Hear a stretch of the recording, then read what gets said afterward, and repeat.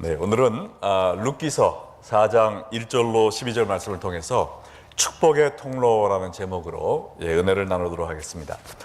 우리 한국 사람들이 가장 좋아하는 것 딱 한 가지만 뽑으라. 그러면 아마도 복 받는 거라고 이야기하겠습니다.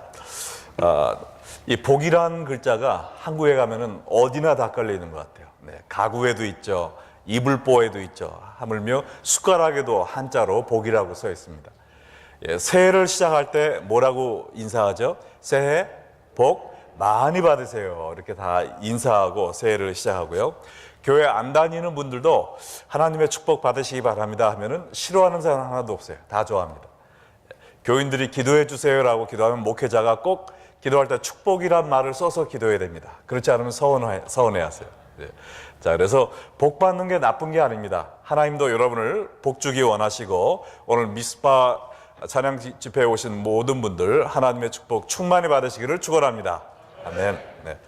자, 그런데 하나님이 우리를 축복해 주시는 목적이 무엇인가를 제대로 알아야 된단 말이죠. 우리의 행복과 만족을 위해서 복 주시는 게 아니라는 겁니다. 우리가 자랑하고 뻐기는 삶을 살도록 복 주는 것이 아니라는 것이죠. 하나님이 우리를 축복해 주시는 목적은 우리로 하여금 축복의 통로가 되기 위하여 복 주시는 것임을 믿으시기 바랍니다. 하나님께서 아브라함을 복 주시면서 무엇라고 말씀하셨는지 창세기 12장 2절과 3절 한번 함께 읽어보겠습니다.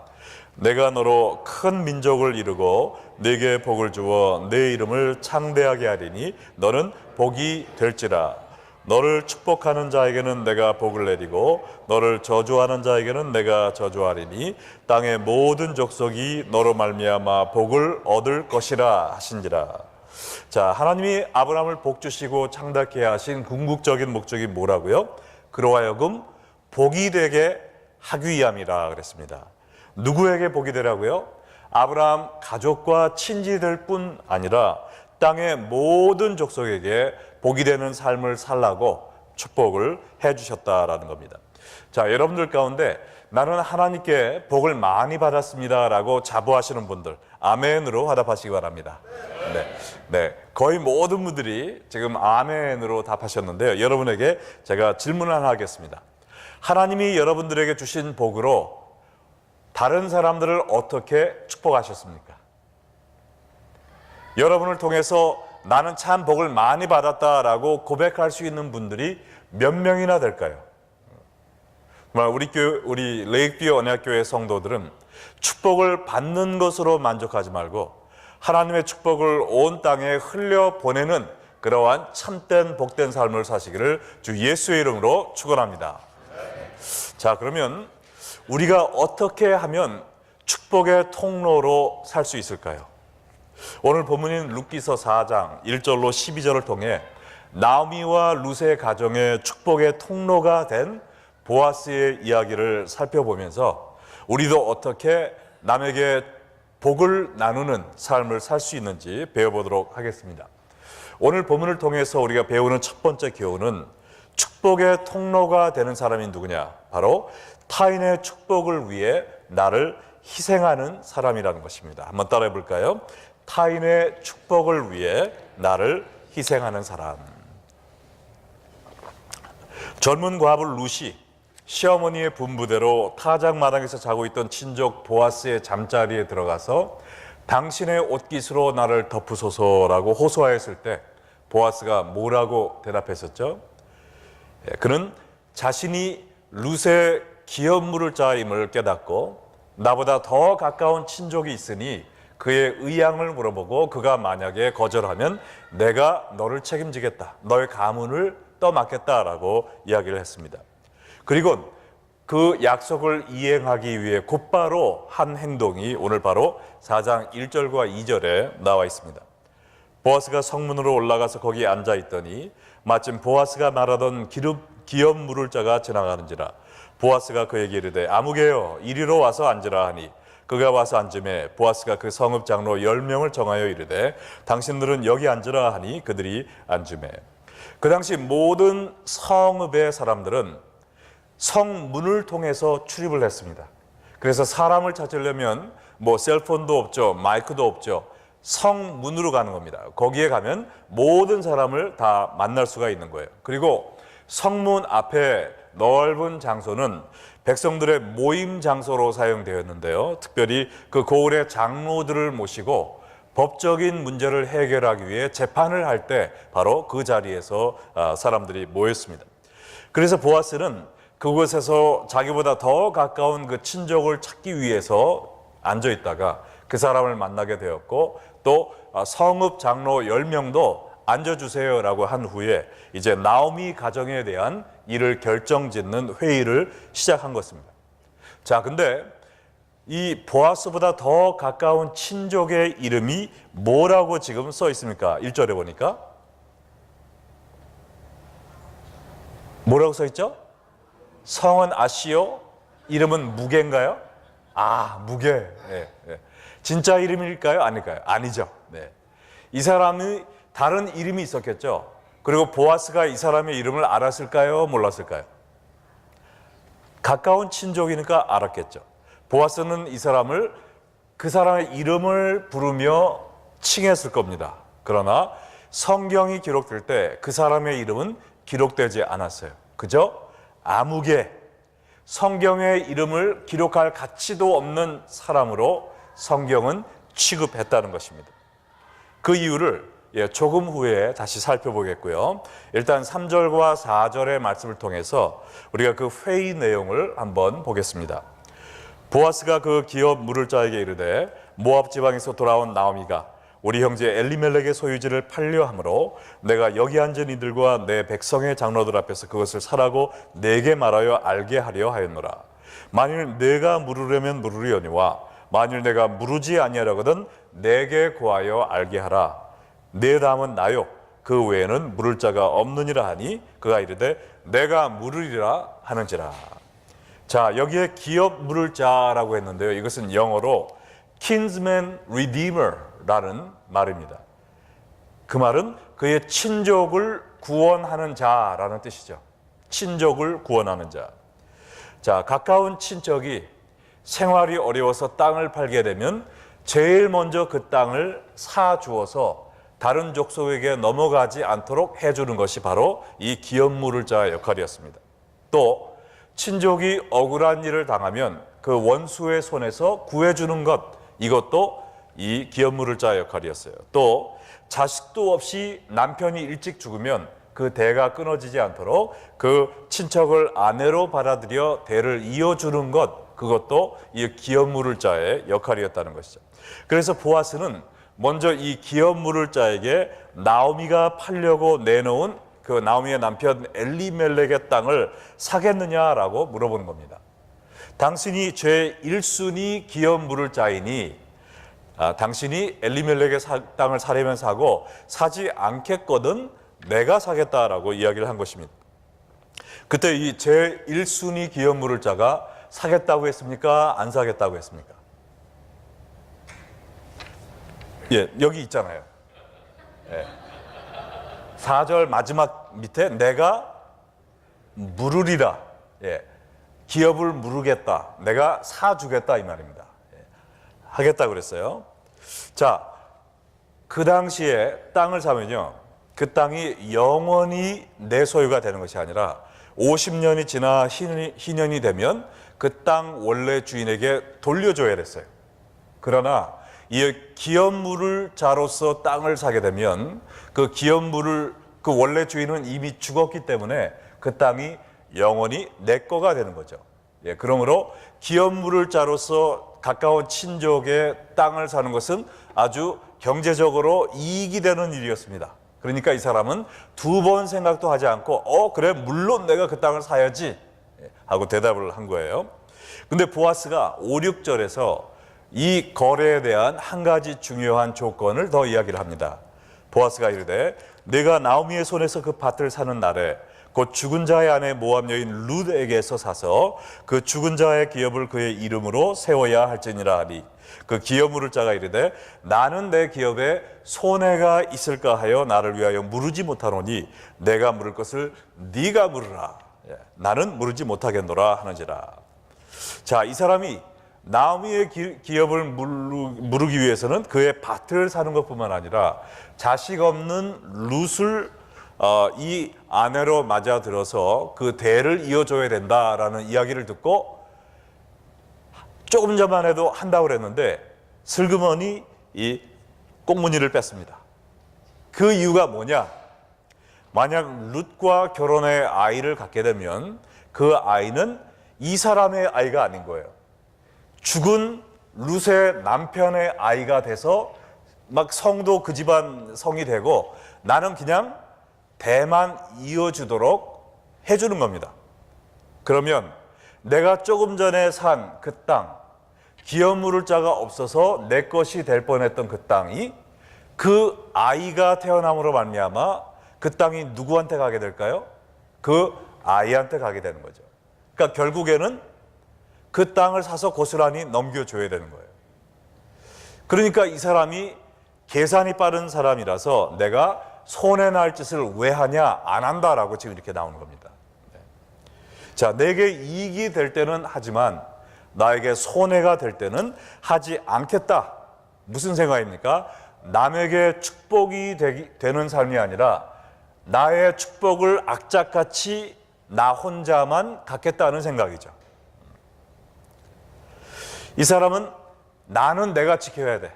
내가 나를 돌보지 않으면 누가 나를 위해줘? 라는 생각으로 남을 위한 희생을 하지 않고 정말 머리 회전이 빨라서 이익이 되면 하고 손해가 되면 하지 않는 그러한 삶을 살았지만 이 사람의 결국이 어떻게 되었습니까?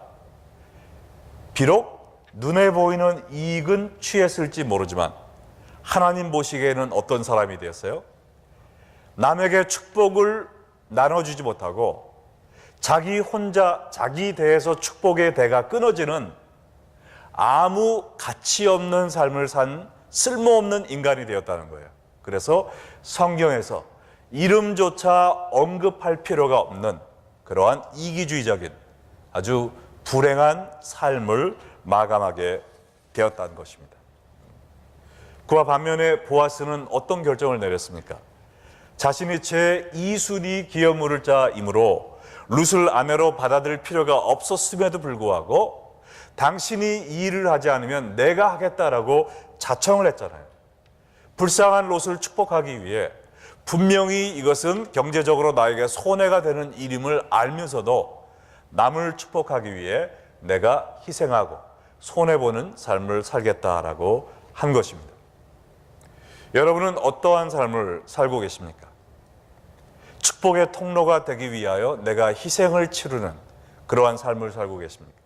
아니면 내가 축복을 독차지하기 위해서 전혀 남을 위한 희생은 하지 않고 요리조리 피해 다니는 그러한 얌체 같은 삶을 살고 계시지는 않습니까? 하나님은요, 오늘 이렇게 축복의 통로가 되기 위하여 기꺼이 자기 자신을 희생하는 사람들을 찾고 계십니다.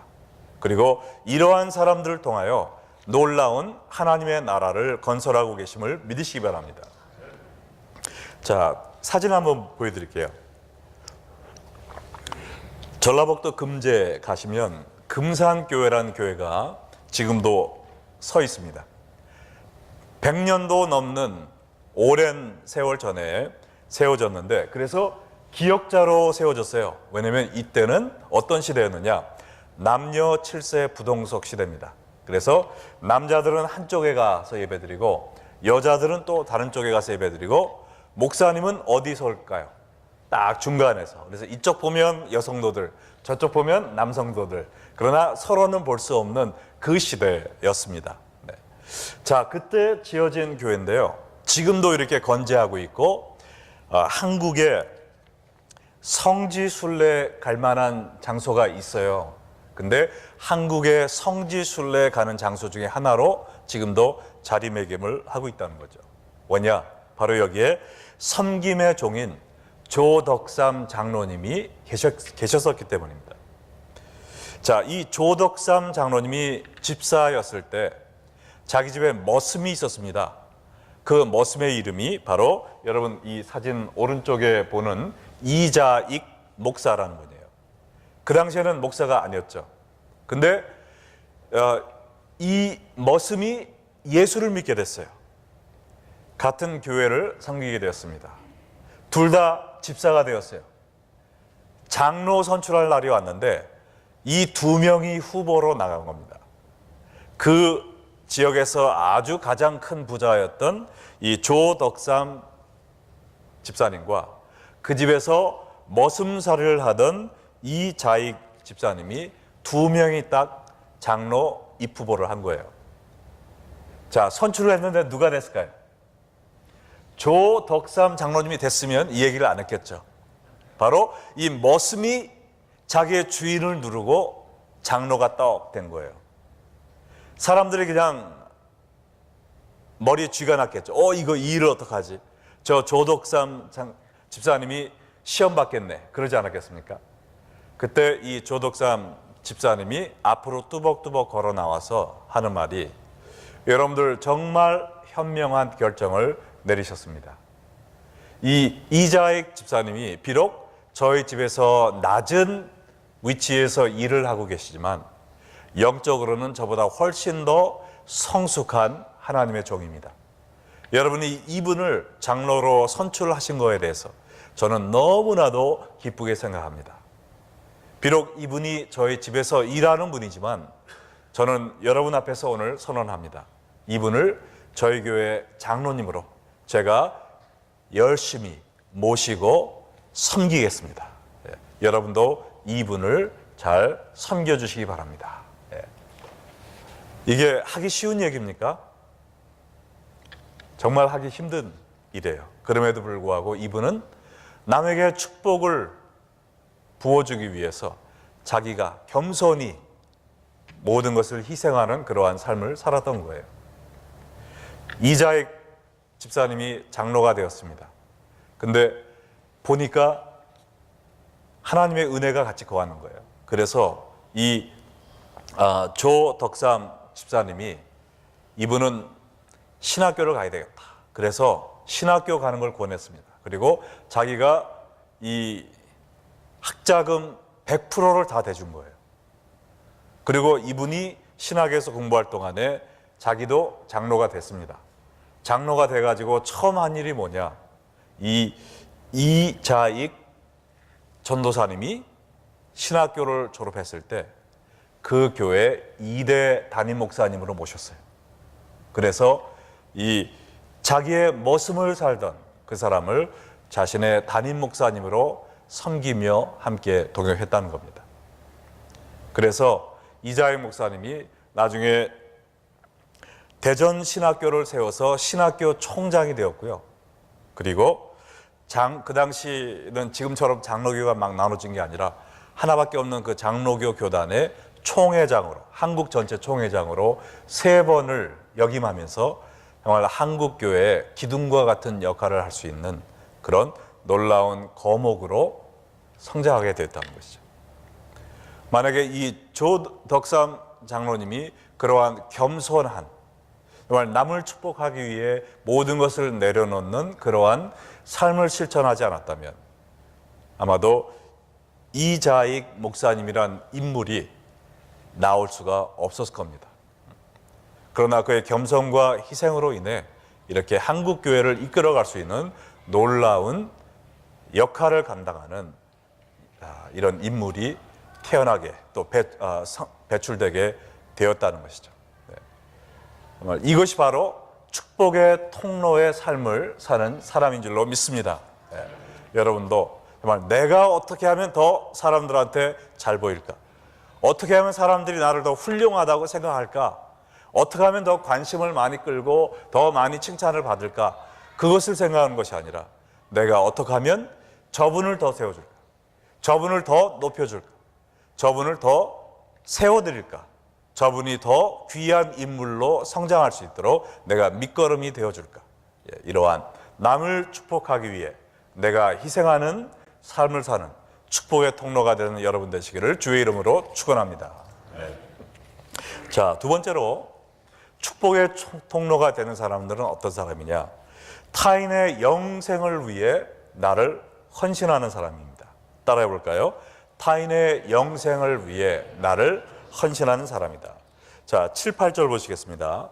옛적 이스라엘 중에는 모든 것을 무르거나 교환하는 일을 확정하기 위하여 사람이 그의 신을 벗어 그의 이웃에게 주더니 이것이 이스라엘 중에 증명하는 전례가 된지라. 이에 그 기업 물을 자가 보아스에게 이르되 내가 너를 위하여 사라 하고 그의 신을 벗는지라.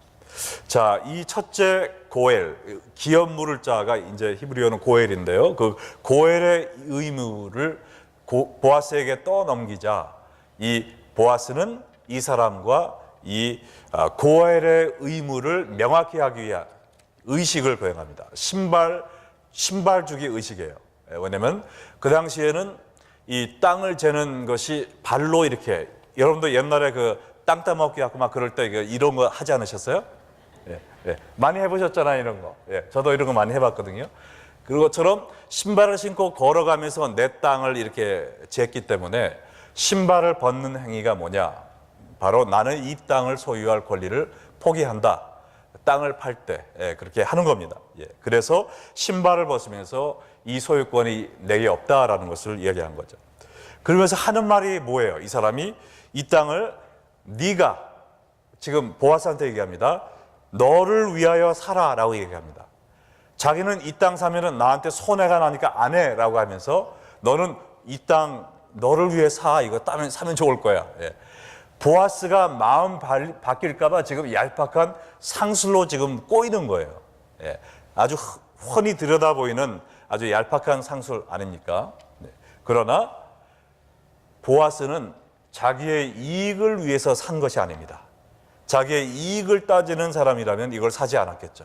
네. 그러나 보아스는 축복의 통로로 살던 사람이기 때문에 단지 이 나오미의 가정을 축복하기 위한 희생의 단계로 산 것이죠. 자, 왜 샀느냐? 그 이유가 9절과 10절에 나와 있죠. 보아스가 장로들과 모든 백성에게 이르되 내가 엘리멜렉과 기령과 말론에 있던 모든 것을 나오미 손에서 산 이래 너희가 오늘 증인이 되었고 또 말론의 아내 모압 여인 룻을 사서 나의 아내로 맞이하고 그 죽은 자의 기업을 그의 이름으로 세워 그의 이름이 그의 형제 중과 그곳 성문에서 끊어지지 아니게 하며 너희가 오늘 증인이 되었느니라 하니라. 자, 보아스가 나오미의 땅을 산 것은 자기가 그 땅을 굴려가지고 횡재하기 위함이 아니었습니다. 또 젊은 과부 룻을 아내로 맞아들인 것은 인생 말년을 젊은 아내와 좀 즐겁게 살자 그 이유도 아니었다는 것이죠. 여기에 뭐라고 나와 있어요? 오직 엘리멜렉의 가문이 영원히 끊어지지 않게 하기 위하여, 그 목적을 위하여 그들의 기업 물을 자가 되기로 결심을 한 것입니다. 룻기서는요, 구약판 효녀 심청전이 아니에요. 룻이 얼마나 효녀였나 그거 얘기하는 것이 아닙니다. 룻기서는요, 기업 물을 자 둘을 비교하는 이스라엘판 흥부놀부전이 아니에요. 누가 착하고 누가 악하냐 그것이 아닙니다. 룻기서는 아무 소망 없이 죽을 수밖에 없는 우리의 kinsman redeemer가 되어주셔서, 우리의 가까운 친족 구원자가 되어주셔서 우리를 구원하신 예수 그리스도를 가리키는 책입니다. 할렐루야. 네. 보아스가 그 친족의 가문이 영원히 끊어짐을 막기 위해 그들의 기업 물을 자 redeemer, 구원자가 되기로 헌신한 것처럼 우리가 하나님으로부터 영원히 끊어진 것을 막기 위해 예수님께서 우리의 구원자가 되셨습니다. 보아스가 자신의 경제적인 희생을 치르고 이 룻의 모든 것을 산 것처럼 예수님도 십자가 위에 보혈을 치르시고 우리의 죄짐을 떠맡으신 겁니다. 우리의 영혼의 구원을 위해 예수님께서 헌신하시고 희생하신 것입니다. 우리도 참된 축복의 통로가 되기 원하면요, 남에게 친절을 베풀고 또 뭐 이렇게 돈을 좀 이렇게 나눠주고 거기서 끝나는 것이 아니라 가장 큰 축복, 우리가 받은 가장 큰 축복이 무엇입니까? 구원의 축복이잖아요. 십자가의 은혜잖아요. 이것을 나누는 사람이 되어야 될 줄로 믿습니다. 하나님께서 아브라함에게 주신 축복이 뭡니까? 그 땅을 준다고요? 아브라함은 그 땅에 별로 살지도 못했습니다. 그냥 애굽 땅에 갔잖아요. 그 자식들도 그 땅을 못 받았어요. 400여 년 지난 후에 돌아왔습니다. 하나님이 아브라함에게 주신 땅, 그 축복은 무엇이냐? 그를 통해서 이 땅을 구원할 메시아가 태어난다는 그 메시아를 알게 되는 믿음의 축복이었습니다. 할렐루야. 그러므로 우리가 받은 가장 큰 축복도 뭡니까? 여러분이 뭐 자식이 잘 되고 사업이 잘 되고 인물이 헌출하고 그것이 축복입니까? 그거는 잠시 있다가 사라지는 아무것도 아닌 거예요. 참된 축복은 하나밖에 없습니다. 뭐냐? 예수 그리스도를 통해서 우리가 구원받는 축복밖에는 없음을 믿으시면 아멘 하시기 바랍니다. 그 축복을 나눠주는 사람이 진실로 축복의 통로가 되는 사람인 것입니다. 제가 한국 이야기 하나 더 하겠는데요. 지금 한국의 기독교인 숫자가 늘고 있습니까? 줄고 있습니까? 줄고 있죠. 그래서 막 옛날에는 막 30% 그랬는데 이제는 20% 밑으로 막 떨어지고 있잖아요. 반타작이 납니다. 반타작이. 자, 근데 전라남도 신안군 증도라는 섬에 가면 거기 가본 분 계세요? 증도. 들어본 분 계세요? 들어본 분. 증도. 전라남도는 가본 분 계세요? 전라남도? 네. 거기에 신안군 들어보신 분? 없으시네요. 저도 이제 다음에 가면 여기 한번 꼭 가보려고 그래요. 신안군 중도에 가면 그 섬 인구의 95%가 기독교인이라는 겁니다. 95%. 놀랍지 않아요? 지금 막 한국의 20% 밑으로 10%를 향해 막 가는데 95%가 기독교인이라는 거예요. 왜냐? 그 섬에서 사역했던 한 여인이 있었습니다. 그 여인의 이름은 문준경 전도사님이에요. 1900년대 초에 이 선교사를 통해 예수님을 믿게 되고 그냥 너무나 뜨거워서 가슴이 뜨거워서 신학교에 가서 신학을 공부했습니다. 그리고 전도사가 되어서 다도해 773개 섬 중에 122개 섬을 돌아다니며 전도자의 삶을 산 거예요. 이분의 특징은 뭐냐? 그 섬의 가난한 사람들과 함께 우는 사역을 했다고 합니다.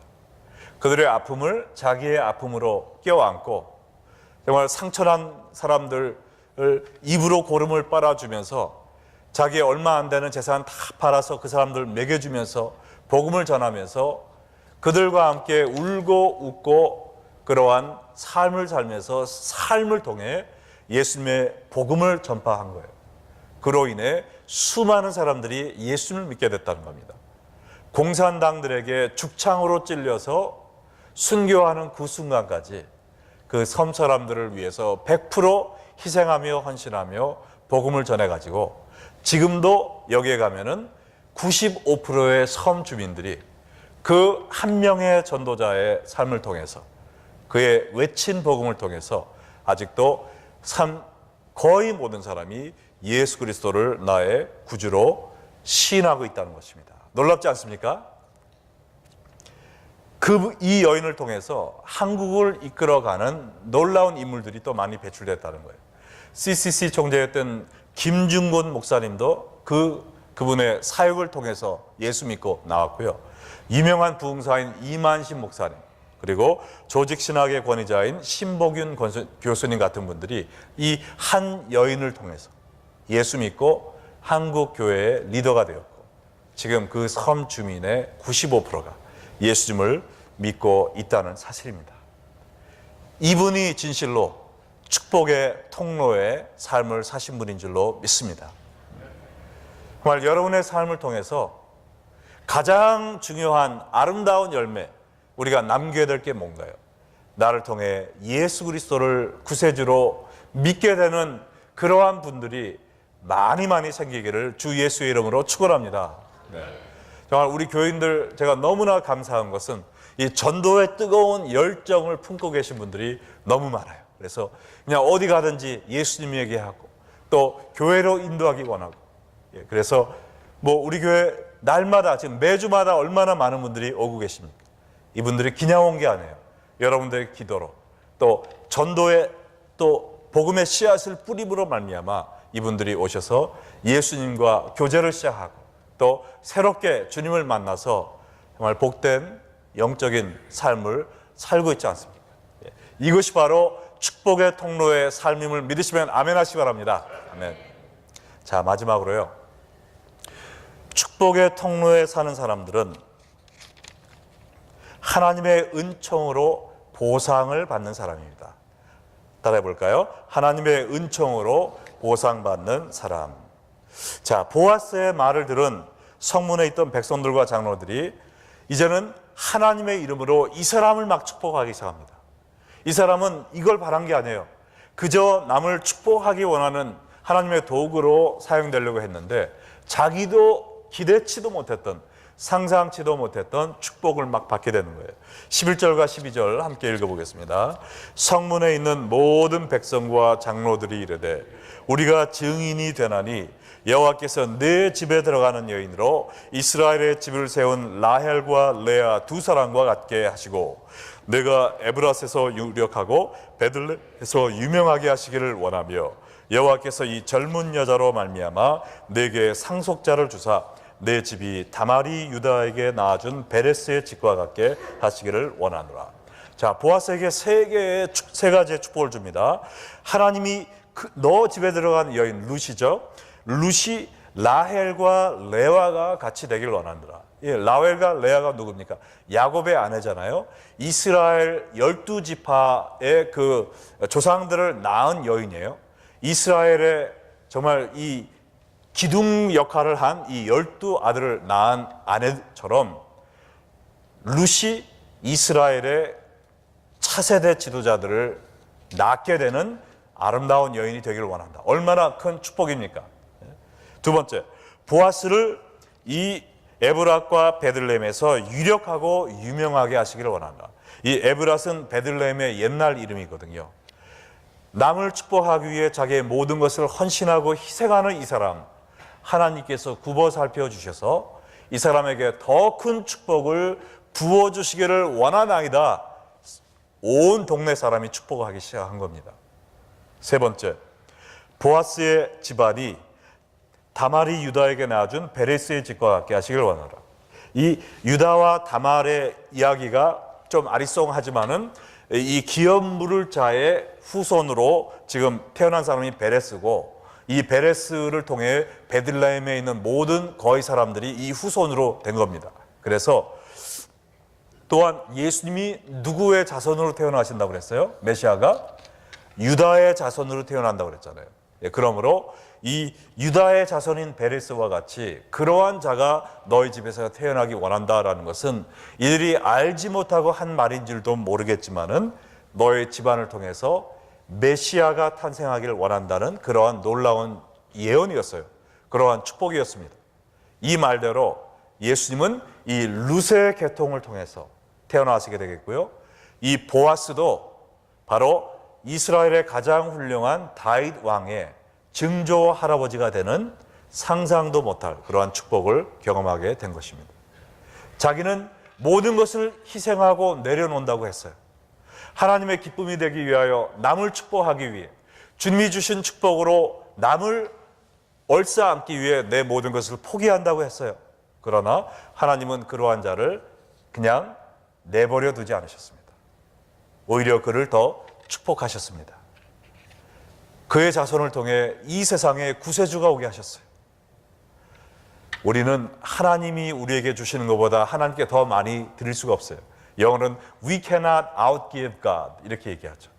우리가 조금 주면 하나님은, 우리가 되려 주면 하나님은 말로 우리한테 축복을 부어주시는 분이십니다. 믿으십니까? 네. 우리가 그러한 축복을 기대해서가 아니라 하나님이 우리에게 이미 주신 축복이 너무나도 감사하고 놀라워. 이제는 이 축복을, 내가 받은 건강의 축복, 또한 기도의 축복, 구원의 축복, 사랑의 축복, 물질의 축복, 이 모든 것을 나만 갖고 누리다가 없어지는 정말 아무 교와 같이 아무 쓸모없는 불행한 인생으로 끝나는 것이 아니라 주님이 내게 주신 것을 아낌없이 남을 위해 쏟아 부음으로 말미암아 하나님께 귀하게 쓰임 받고 또 주님이 예비하신 축복을 이 생에서 또 저 천국에서 누리는 여러분과 제가 되기를 주 예수의 이름으로 축원합니다.